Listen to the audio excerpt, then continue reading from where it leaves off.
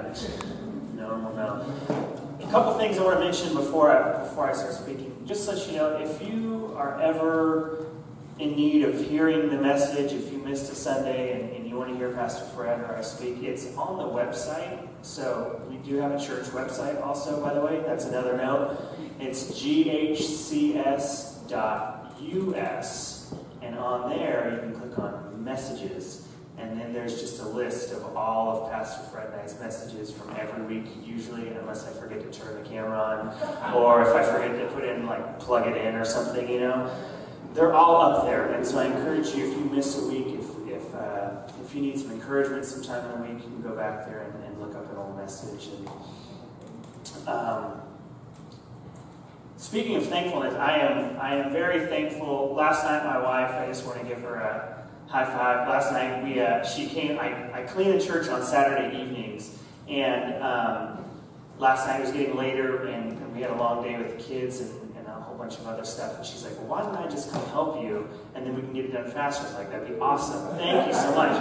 And by the time she vacuumed in the fellowship hall and in here, and by the time she's done, she said she grabbed her phone and she's like, "Oh, I have a cramp." I'm like, "You need to do more vacuuming." I don't know.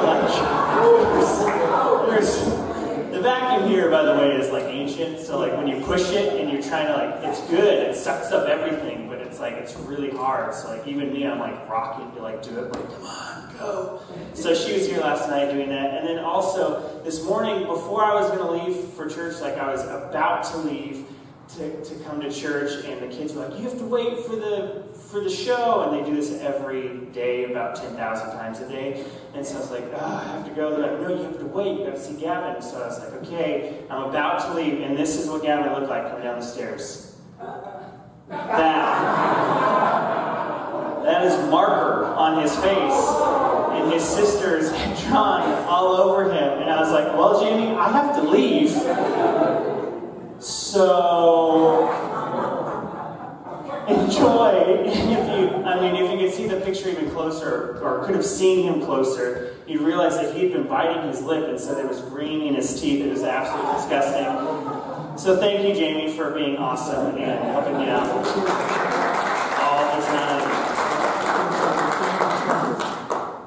That kid. All right. So 1 Timothy chapter 3. You can open up. Let me see. In my Bible, it's page 913. Very helpful. You're welcome, everyone. It's a free lesson. All right, 1 Timothy is right before 2 Timothy. Enjoy that also. This is the qualifications for overseers. Verse 1 through 7. Here's a trustworthy saying: whoever aspires to be an overseer desires a noble task. Now the overseer is to be above reproach, faithful to his wife, temperate, self-controlled, respectable, hospitable, able to teach, not giving to drunkenness, not violent but gentle, not quarrelsome, not a lover of money, but must manage his own family well and see that his children obey him. And he must do this in a manner worthy of full respect. We're at verse 5. If anyone does not know how to manage his own family, how can he take care of God's church? He must not be a recent convert, or he may become conceited and fall under the same judgment as the devil, but must also have a good reputation with outsiders, so that he will not fall into disgrace, into the trap, or into the devil's trap.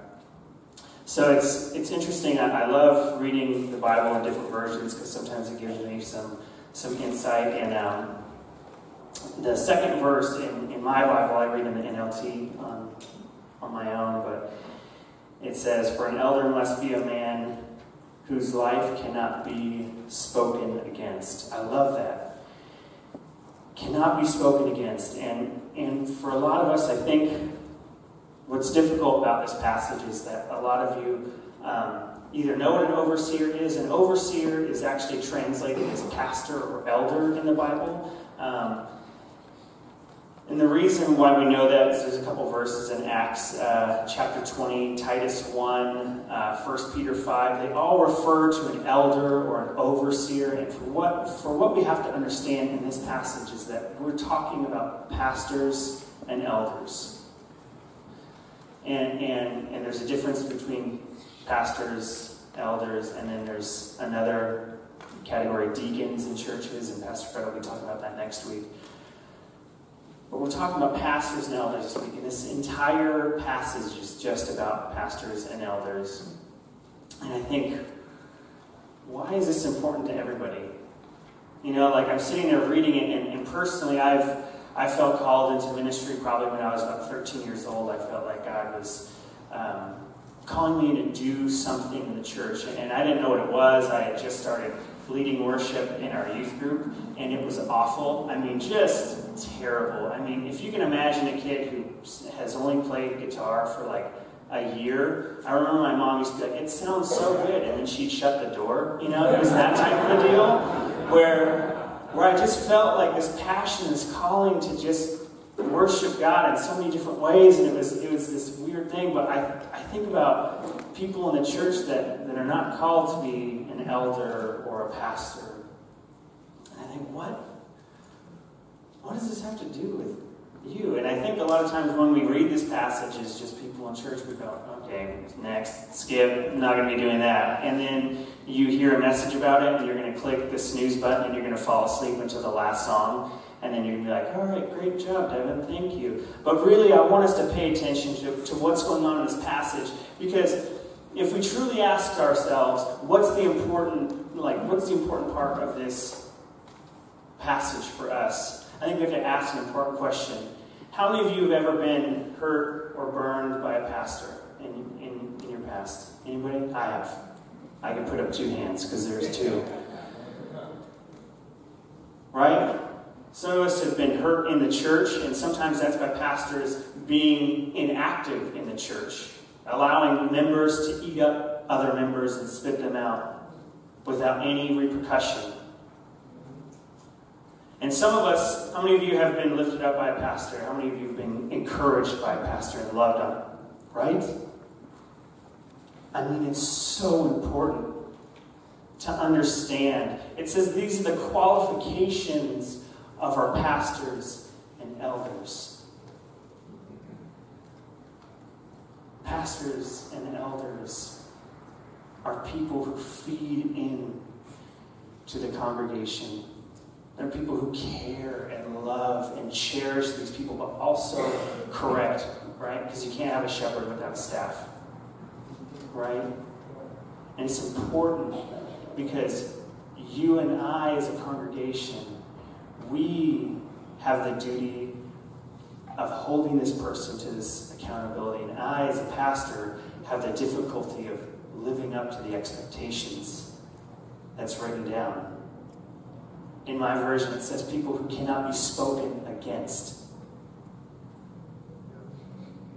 Just driving here this morning, I wanted to just freak out on every single person on the road. How many of you came north up Newport accidentally, like some idiot? Me too. Some big dummy. Because I read the signs all week that the Dino Dash was happening. So here's what happened. I came up Newport. I got stopped before Main Street. I'm like, ugh. And then I pulled in, and last year they allowed you to go down the street that the police station is on. No, not this year. They blocked that off. And I was like, okay, this is different. And then I went up to go up onto El Camino, and they blocked that off. So I did an illegal U-turn. And I was like angry at this point. I was like, oh, this is really getting me. And so then I went up, and I went across, and I went down, and it was blocked again. So then I was like, okay, I'm just going to go all the way down to Tustin Ranch, and then I'll turn up, because there's no way they're blocking off Tustin Ranch. Tustin Ranch is the road that they have blocked off, because that's how you get to the hangars. This guy doesn't understand that. So at this point, I'm like beyond angry. I'm like, I need to get to church just to do one thing. Sit down and just focus on what you're going to talk about. And I'm like so angry at this point, and then I'm like, I have to get on the freeway. I have to get on the freeway. I live at the dead end of Newport. It takes me like 6 minutes to get here. It took me 30 minutes. I had to drive up the freeway, get on the 5 to the 55, take 17th, take hold, and then come across. I was like, this is ridiculous. All just to get to church. And I have to be this person. I have to be above reproach, faithful to my wife, temperate, self-controlled, respectable, hospitable, able to teach, not a drunkard, not violent, not quarrelsome, not a lover of money, and must manage my family well. I can't even get to church without wanting to curse so bad that I have to bite my tongue off. I mean, really, the qualifications of an overseer, of a pastor, of an elder are so heavy.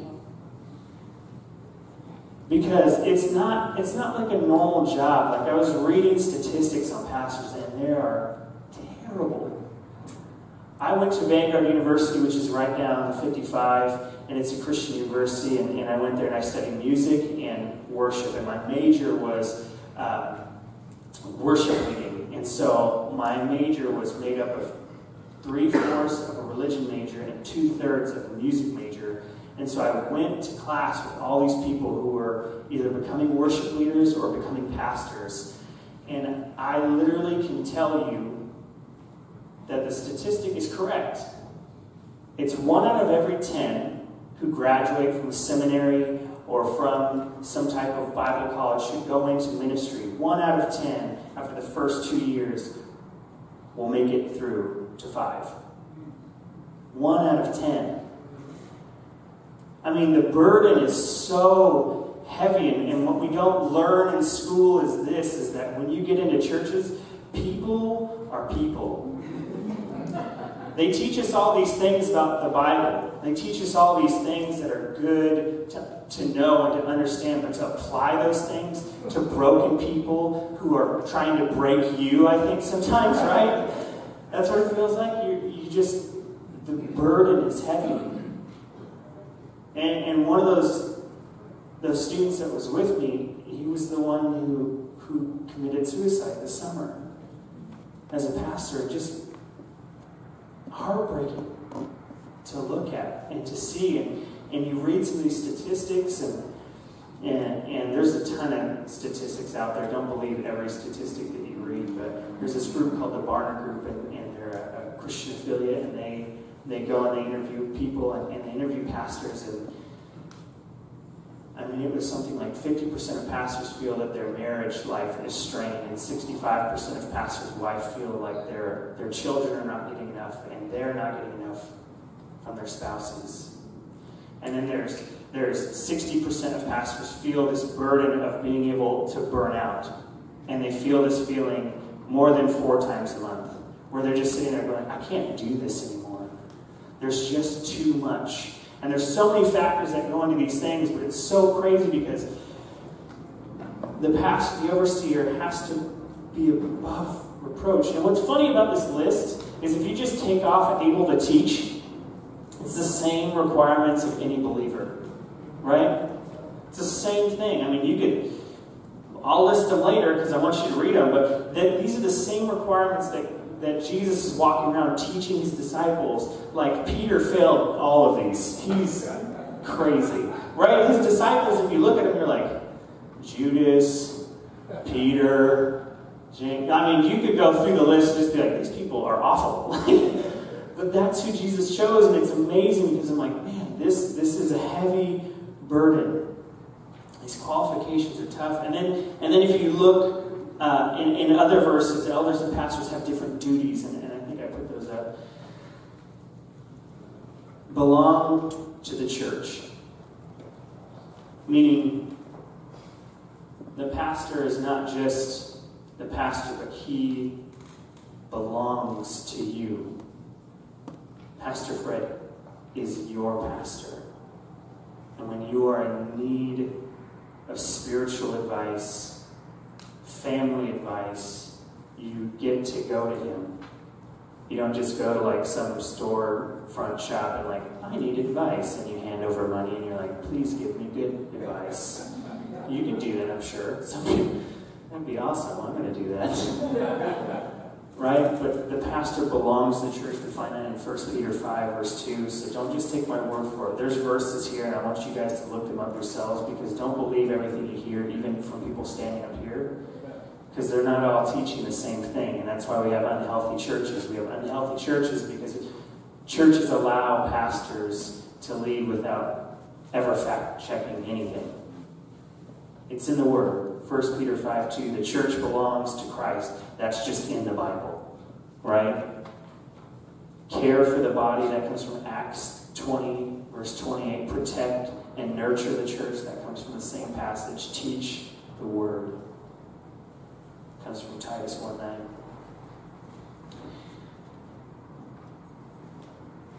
There are a lot of expectations on pastors.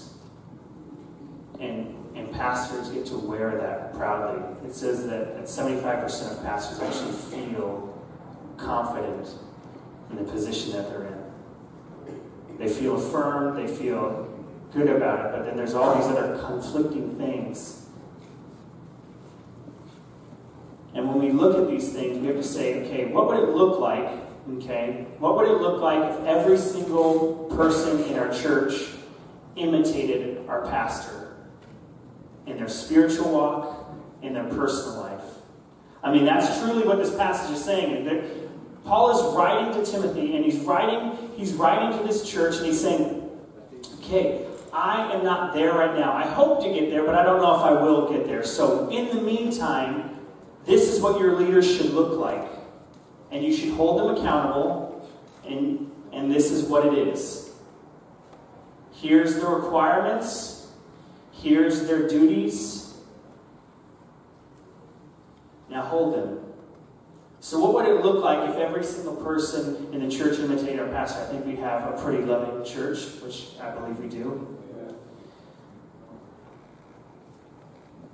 There's a lot of things I know about Pastor Fred, but compassion is one of the greatest, and wisdom and knowledge. I mean, it's hard to find that. I've been in a lot of churches. I've interned in 3 churches. I've been on staff at 3 churches, and I grew up in 2 churches. And every single one have had some point of contact with leadership, and it's difficult.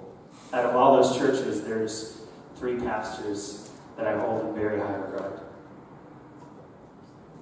And not that the others weren't great, but they were missing some of those traits and characteristics. Can you imagine if we took out one of those characteristics of anything on that list of qualifications? If your pastor was violent, that'd be awkward. Somebody comes up to pray and they just slap him. Get it back there. No prayer for you. Right? That would go along with self-control, I guess. So those would go hand in hand. But a lover of money, and the pastors like that. A drunk, not faithful to their wife, not above reproach, not being able to teach. That'd be hard. Can you imagine taking those things out? There was, at my last church, there was a guy from Canada, because we lived out in the desert, we lived in La Quinta, and that's where our church was, and so there's a lot of Canadians there because of the snowbird season. So in the winter, our church was huge. You'd be like, whoa, there's a lot of old white people here. Cool. That's what Canada's filled with, apparently. I don't know. No, but they were awesome. And so there was this younger guy, and give me 1 second while I take a sip.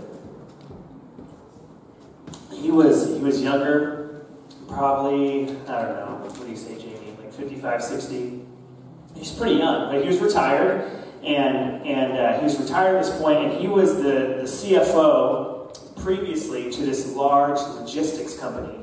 And he came in, and my pastor there was all about leadership. We did a ton of leadership. We went to 4 leadership trainings a year, where we go to conferences, and I got leadership coming out my ears. But we had a meeting one time, and he came in, and he was telling us about the story about how he was at this company, when the market crashed and the world economy just kind of took a tank, right? We were all there. We remember it. Some of you lost homes, some of you lost jobs, or at least you knew someone who did one of those things, right? It was a hard time. And so he's talking about how he was the CFO of this logistics company. He was making a ton of money, and the CEO came in, and the market had crashed, and nobody was shipping anything that they provided. And the board had said, we need to cut this many people. That's just the number. We just got to cut them, let them go. And the CEO was a fellow believer and spent a couple days praying about it before they went in the board meeting. And he was like, came in, sat right next to the CFO and all the other chairs, and came to the board meeting, and he was like, every single person here is a soul. And I feel like God has told me that there's going to be no layoffs, because every person matters. And then he looked at the board, he looked at all the people who get paid a lot of money to be there, and he goes, what we're going to do instead is we're going to do this, because I figured it out. Everyone will take a mandatory 3-week unpaid vacation, including you, all here. And you're all going to vote yes, or else I'll fire you. And that's literally how it went. He was like, it was terrifying. He was like, it was the weirdest thing. And then he cut every single person, including his pay, 3 weeks of the year, 0 pay. What was interesting about this story was he was talking about leadership, he was talking to church leaders, and he was like, what was crazy was that within 52 weeks, they had to take that. Every single person, from the top, the CEO, to the janitor, okay? Every single person that worked for them. They weren't going to cut anybody. What happened was, the people who needed the most money, right, like the people